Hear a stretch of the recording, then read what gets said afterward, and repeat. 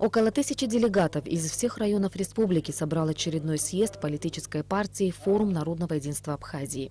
Объективная оценка сложившейся общественно-политической ситуации, откровенный разговор о существующих проблемах и обсуждение возможностей их решения – такова основная задача руководителей и членов партии. Признавая собственную ответственность, мы должны максимально открыто говорить, не закрываясь, не прячась и не лакируя действительность. А такие сложности у нас есть. Это десятилетиями неразрешенные проблемы, такие как наркомания, преступность, аварии. Все это вызывает у людей серьезную обеспокоенность, но без консолидации всего общества, без единого подхода нам будет очень сложно решать все эти вопросы. О соблюдении партийной дисциплины и грамотном подборе кадров говорил в своем выступлении представитель Гагарского отделения партии Тимур Гулия. По его мнению, необходимо более тесно сотрудничать внутри партии и усилить деятельность региональных подразделений ФНА на местах. Мы должны оценить груз ответственности, который лежит на наших плечах. Наш лидер стал президентом, и мы, как его сторонники, несем такую же ответственность перед историей нашего народа. Соответственно, мы сейчас должны объединиться с целью решения тех исторических проблем, которые сейчас стоят перед нами, перед нашим государством, забыв все разногласия, которые были между нами.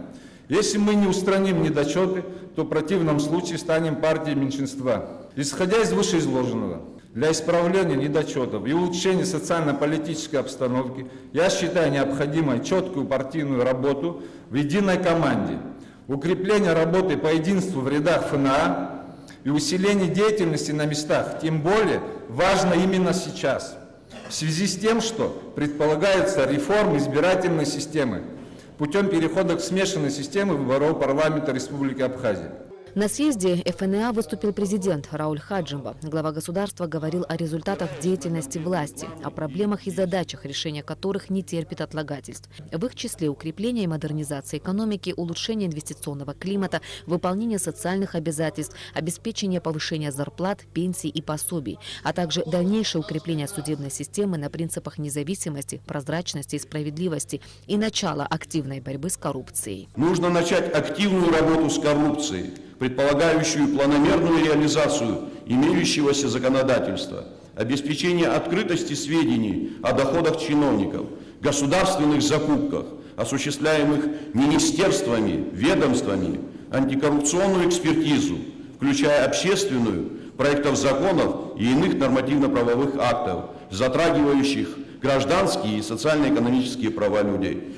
Я прекрасно осознаю все наши недостатки и недоработки за прошедшие годы. Меня нельзя упрекнуть в отсутствии самокритики и готов сделать все для их исправления. В то же время сделанное, а сделано было значительно, не позволяет нам увязнуть в самобичевании.